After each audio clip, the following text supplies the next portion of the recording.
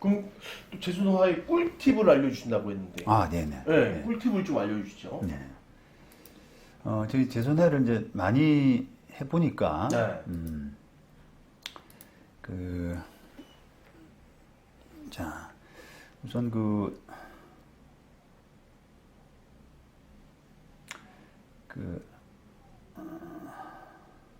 자, 요거 한번 보시죠. 네.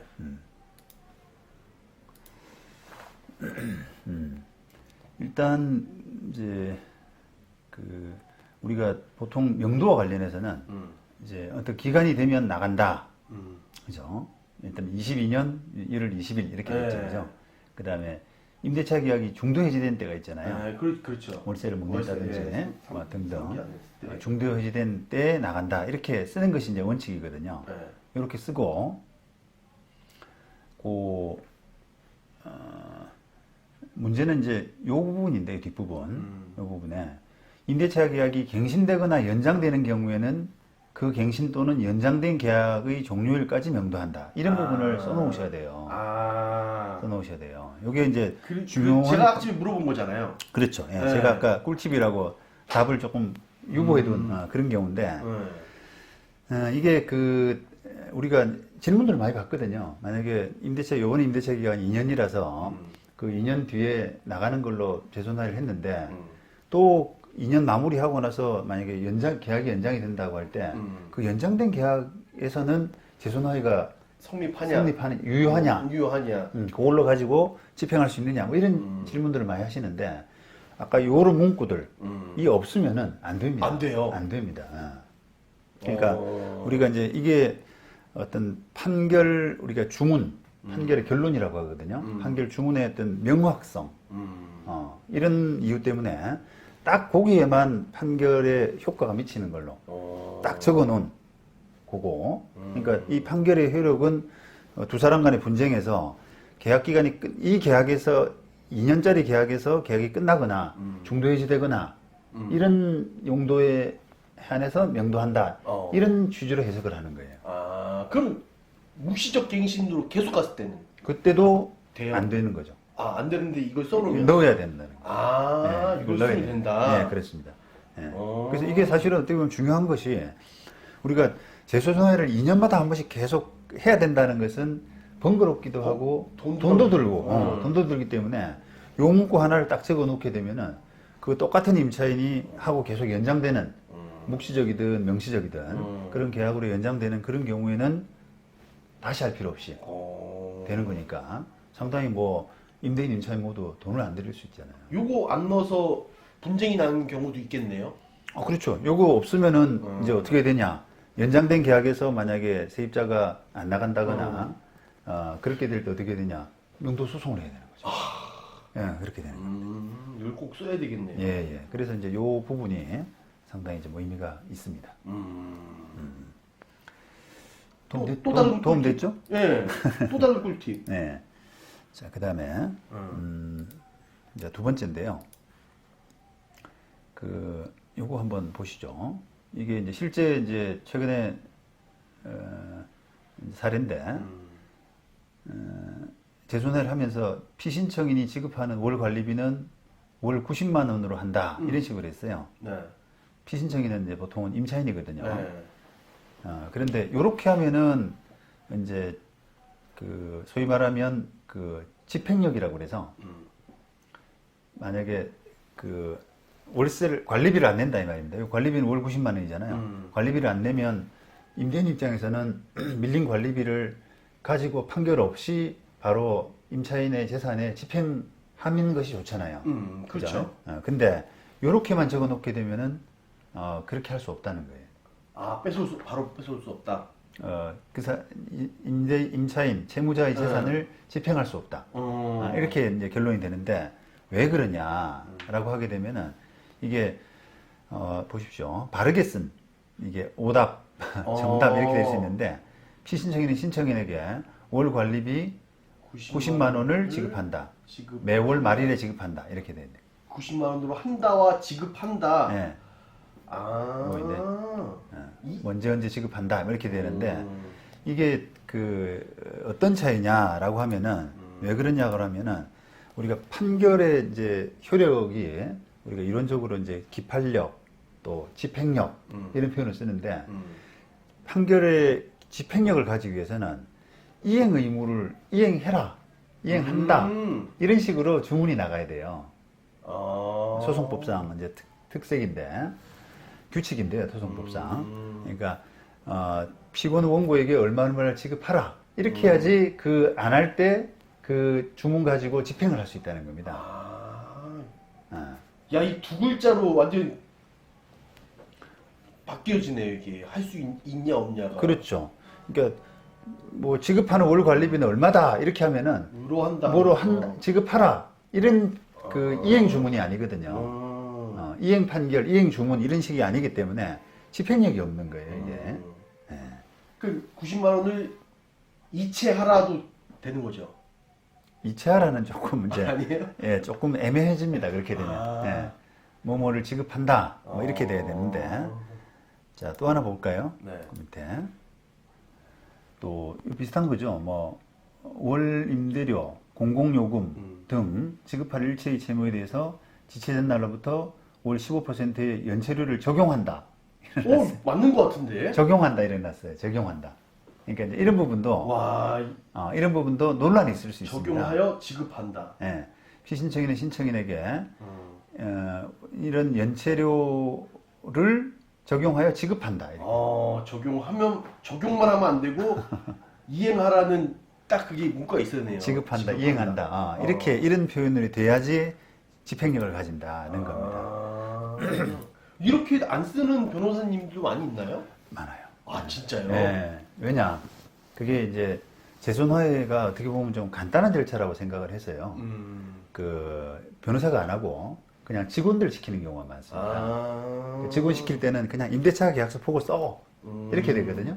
그럼 이게 이 문구들이 대체로 이제 오답이잖아요. 오답에 나와 있는 문구들이 임대차 계약서에 있는 내용을 그대로 베끼는 수준. 그냥 임대차 계약서는 뭐뭐를 지급한다 이렇게 안 쓰잖아요. 네. 월 관리비는 70만 원이다 이런 식으로 70만 원으로 한다. 그렇죠. 네. 70만 원이다 뭐 이렇게 한다든지 그다음에 뭐 연체료 15%를 적용한다 이런 식으로 표현하지 이행하라 지급하라 이런 식으로는 안 하지 않습니까? 그렇죠. 네. 그런데 이제 그게 사실은 이제 법률 전문가의 역할인데요. 임대차 계약서를 집행이 가능한 문구로 이렇게 변환시키는 그게 이제 법률가로서의 의무이자 책무인데 그거를 사무장들 직원들이 하기 때문에 그걸 그냥 대충 해버리는 경우가 많아요. 그렇죠. 그러면 변호사님도 초반에는 이렇게 안 쓰셔가지고 문제가 일어난 적이 있었나요? 저희들도 이제 그걸 깨닫기 전에는 그러니까 이제 임대인이 제일 관심 많은 부분이 명도한다는 거잖아요. 그렇죠. 그러니까 빨리 내보내고 싶으니까. 예, 명도한다는 거니까 언제 명도한다 또 차임 연체하면 명도한다 이거는 제대로 써놓는데요. 네. 나머지 부분들을 좀 소홀 하는 경우가 많아요. 그러니까 뭐 월 임대료는 언제 지급한다 이런 부분으로 안 쓰고 월 임대료는 70만 원이다 이런 식으로. 그러니까 저도 그렇게 한 것 같아요. 부동산 계약하면서. 계약서에는 그렇게 쓸 수밖에 없는데 네. 그 재소전화의 신청서에 재소전화의 신청서에 네. 지급한다, 네. 이행한다. 예. 그게 이제 이행 판결의 어떤 효과를 가지기 위해서는 주문이 그런 형태로 나야 된다는 겁니다. 예. 우리가 이제 판결에는 뭐 확인 판결, 이행 판결, 뭐 형성 판결 이런 것들이 있는데 집행력을 가지는 것은 유일하게 이행 판결뿐이거든요. 그래서 확인 판결은 예를 들면 너하고 내하고 이혼한다, 또는 그 채무가 없다. 이 시점으로 해서 이 시점 기준으로 해서 채무가 더 이상 없다. 이렇게 판결이 났잖아요. 그러면 그거 가지고 집행을 할 수가 없어요. 어디 가서. 그렇죠. 그냥 확인하는 것에 그치는 거지. 그렇듯이 이런 부분들이 이제 재소환을 할 때 그냥 확인하는 정도의 어떤 의미 이거 가지고는 안 되고 집행이 안 된다. 이행하게. 알겠습니다. 네. 자, 그다음에 이제 제 사무실, 네. 제 사무실 소개를 이제 조금 해드릴게요. 네. 네. 그러면 여기 그 가격 말고도 또 이점이 네. 우리 최한석 변호사님 로티스에 와서 하면 네. 가격 말고도 또 뭐 이득이 있나요? 이제 일단은 보수가 보수가 저렴한 게 그게 장점이고 네. 지금 홈페이지도 좀 나와 있는데 보수가 저렴한 게 장점이고 제가 이 재손화에 대해서는 나름대로 이제 이렇게 좀 재손화가 많이 좀 확산돼야 된다. 여러 면에서 지금 임대차 계약에서 주로 하지만 임대차 계약에서도 마찬가지고 다른 분야에서도 마찬가지지만 조금 더 보급화돼야 된다라고 하는 그런 그 생각이 좀 확실해서 확고해서 그 부분을 보수를 많이 이제 싸게 하고 그 덕분에 그 재손화 처리하는 경험이 상당히 많은 편입니다. 네, 그러니까 그 많은 양을 처리를 함에 있어서도 좀 실수가 없는. 그러니까 당사자가 원하는 방향에서 맞춰줄 수 있는. 나중에 해놓고 나서 이거 집행도 안 되는 거 이거 왜 했어요? 이런 이야기 안 들을 수 있는. 정확하게. 정확한 일처리. 그런 부분은 제가 좀 자신 있죠. 근데 강남 건물에서는 많이 하잖아요. 그렇죠. 근데 또 이 수도권만 나가도 많이 안 하실 것 같아. 맞습니다. 좀 그렇죠? 그런 부분이 있는데 네. 점점점 그 필요성을 이제 깨닫기 때문에. 그렇죠. 한번 겨보면. 그렇죠. 맞습니다. 깨닫고 그다음에 소문 그게 재순화에 안 하고 소송해서 너무 혼났다라고 하는 그런 경험담들이 막 많이 넘쳐나니까 요즘은 좀 많이 늘어나고 있어요. 고급 주택도 많이 하나요? 네. 그럴 것 같아요. 임대차 할 때. 그렇죠. 그렇습니다. 그래서 아까 말씀드린 것처럼 이제 변호사 보수 이런 부분들이 한쪽당 기본적으로 선임하게 되면 30만 원씩을 받는데 요 보수가 조금 많이 저렴하고요. 기본적으로. 그러니까요. 절대적으로 저렴하고 그다음에 제 보수는 이게 큰 건물이라고 그래서 소속물 가액이라고 하는데요. 큰 건물이라고 그래서 높아지는 게 아니라 그냥 정액제로 하기 때문에 이게 물건이 커지면 제가 그러니까요. 상당히 좀 경쟁력이 더 생기는 거죠. 저 입장에서는. 그렇죠. 네. 그래서 뭐 나름대로는 이제 이게 따지기도 조금 어렵고요. 그 물건을 어떻게 해서 비율적으로 얼마나 더 높일까라고 하는 뭐 따지기도 더 어렵고 또 제가 전략적으로 아마 좀 생각을 그렇게 했던 것은 한번 우리 양은 씨도 상식적으로 생각해 보면은 이게 그냥 임대차 보증금 1억인 계약에서는 좀 많이 받아야죠. 제가 30만 원 받는데 다른 변호사는 40만 원인데 만약에 임대차 보증금이 한 10억인 계약에서는 저는 30만 원 받는데 다른 변호사는 100만 원 올라가거든요. 그죠? 그렇겠죠. 차이가 점점 많이 날 수밖에 없잖아요. 그럴 것 같아요. 그죠? 이게. 그러면 경제상 나중에 시간이 지나서 저한테 많이 오는 그 의뢰인이 누구겠습니까?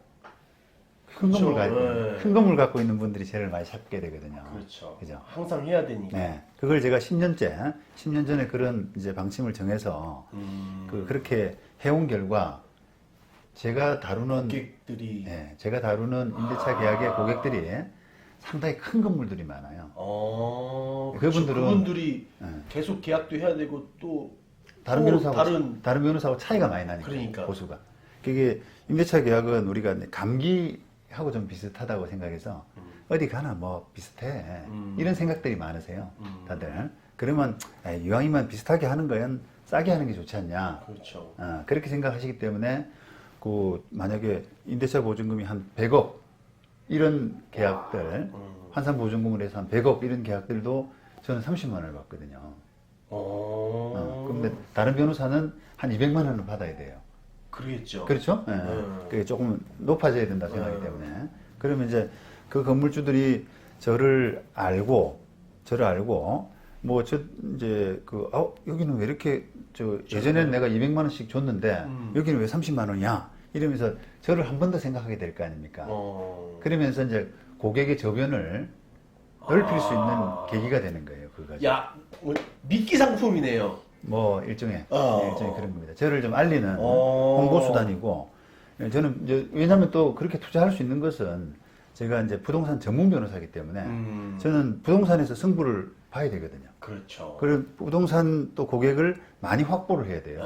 그러니까 이제 그분들을 조금 믿지더라도 업무로서 알게끔 하고 호감을 주고 해서 마트에 미끼 상품 있듯이 아 그렇게 또 소송이 이 부동산에 소송이 많은 게 또 건물 갖고 있는 분들이 또 그렇죠.